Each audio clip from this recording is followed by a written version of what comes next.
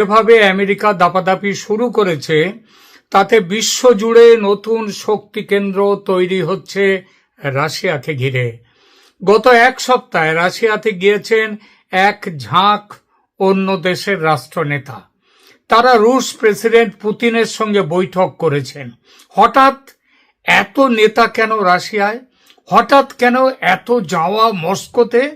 নিশ্চয়ই প্রমোদ ভ্রমণে নয়। আরো মজার কথা হলো যে রাশিয়াকে নিয়ে আমেরিকা ট্রাম্প সাহেবের এত গোঁসা, সেই তিনিও তার বিশেষ দূত স্টিভ উইটকফকে পাঠিয়েছেন মস্কোতে পুতিনের সঙ্গে কথা বলতে। পুতিন কিন্তু তার দূত পাঠাননি, মনে রাখবেন। এক কথায় এর অর্থ হলো, প্রথমে ওই যে যাকে বলে না ব্লিঙ্কিং আইজ, প্রথমে চোখ মটকাতে হলো ট্রাম্পকে। পুতিনের চোখে কিন্তু পলক পড়েনি। ট্রাম্প তার মানে হারলেন। কি ঠিক হয়েছে এই বৈঠকে? ঠিক হয়েছে কয়েকদিনের মধ্যে ওই যে আমেরিকার রাষ্ট্রদূত ওই যে স্টিভ কফ, তার সাথে যে কথা বলা হলো, তার সাথে বৈঠকে ঠিক হয়েছে কয়েকদিনের মধ্যে ট্রাম্প আসবেন রাশিয়ায় পুতিনের সঙ্গে কথা বলতে, ইউক্রেন যুদ্ধ থামানো নিয়ে কথা বলতে। কিভাবে চুক্তি হবে সেটাও ঠিক। ইউক্রেনের যে অংশ রাশিয়া দখল নিয়েছে সেটা রাশিয়ার দখলে থাকবে। এছাড়া ইউক্রেন মুচলেখা দেবে ইউক্রেন ন্যাটোয় যোগ দেওয়ার আবেদন কোনোদিন করবে না, ন্যাটোয় যোগ দেবে না কোনোদিন। অর্থাৎ ইউক্রেনকে হাত ধরে যুদ্ধে নামিয়ে হাত তুলে নিল আমেরিকা।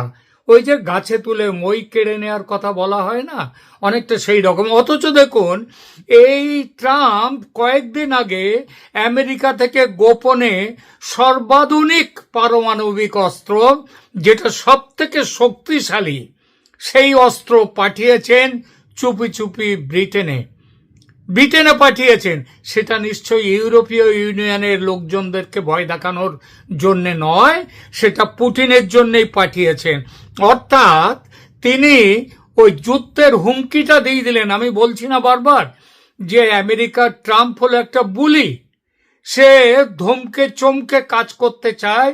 যেই দেখে যে ধমকে চমকে কাজ হবে না, তখন সুর করে পিছিয়ে আসে। ওই যে বিমানে করে, স্পেশাল বিমানে করে ইংল্যান্ডে পাঠালেন বোমা, পারমাণবিক বোমা রাশিয়াতে ফেলার জন্যই বোধহয়। এবং রাশিয়া কি করলো? কি রাশিয়া তাদের সর্বাধুনিক পারমাণবিক বোমা এমন জায়গায় গিয়ে ফিট করলো যেখান থেকে যার পাল্লার মধ্যে খুব তাড়াতাড়ি পৌঁছে যেতে পারে আমেরিকায়।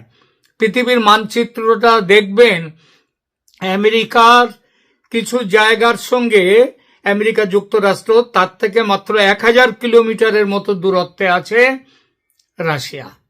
এই দূরত্ব অতিক্রম করার কোনো চিন্তাই নেই।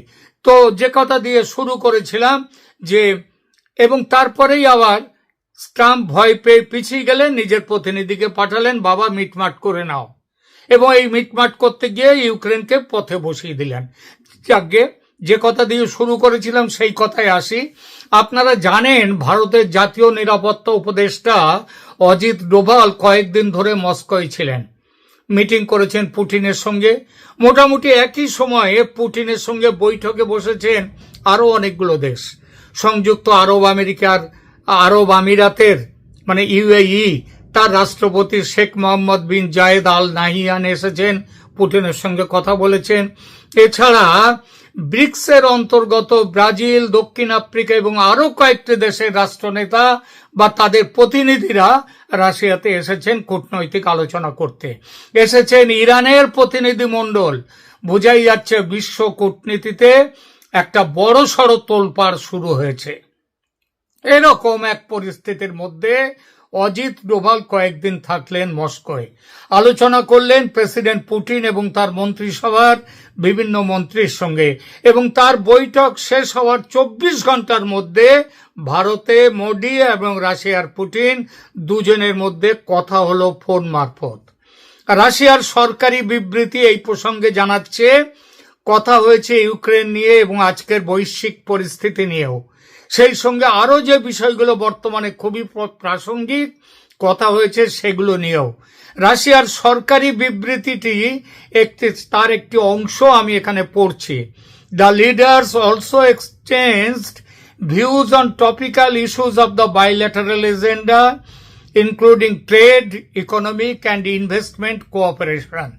এর মধ্যে উল্লেখযোগ্য অংশটা হলো ওই topical issues of the bilateral agenda. Bilateral agenda কি ছিল?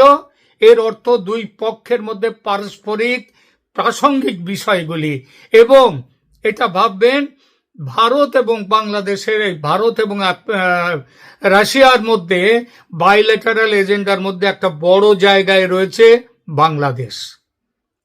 কেন বাংলাদেশ সে কথাটা পরে বুঝিয়ে বলছি। আর এখানেই উঠেছে আঞ্চলিক সুস্থিতির প্রশ্নে বাংলাদেশের ভূমিকা, বাংলাদেশের প্রসঙ্গ। যদিও আলাদাভাবে স্পষ্ট করে কোথাও উল্লেখ নেই এই ব্যাপারে, তবু যেখানে বিশ্বের ভূ অর্থনৈতিক ও ভূ রাজনৈতিক পরিস্থিতি নিয়ে আলোচনা, সেখানে বাংলাদেশ নিয়ে আলোচনা হবে না এমনটা হতে পারে কি? পারে না।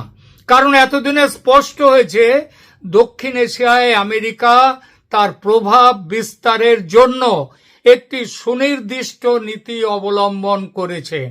সেই নীতি হলো ভারত ও চীনের প্রভাব খর্ব করতে হবে। চীন তো এখন অনেকটাই এগিয়ে গেছে, তাকে খর্ব করতে হবে, এবং ভারতকে। এই প্রভাব খর্ব করার জন্য তারা পাকিস্তান মানে আমেরিকা করেছে কি, পাকিস্তান ও বাংলাদেশকে তাদের ছাতার তলায় এনেছে। এই দুই দেশের ওপর থেকে চীনের প্রভাব কমাতে আমেরিকার প্রবল চাপও শুরু হয়ে গেছে।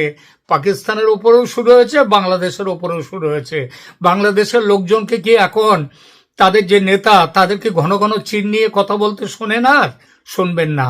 পাকিস্তানের শুনুন, আগে পাকিস্তান দিয়ে বলি।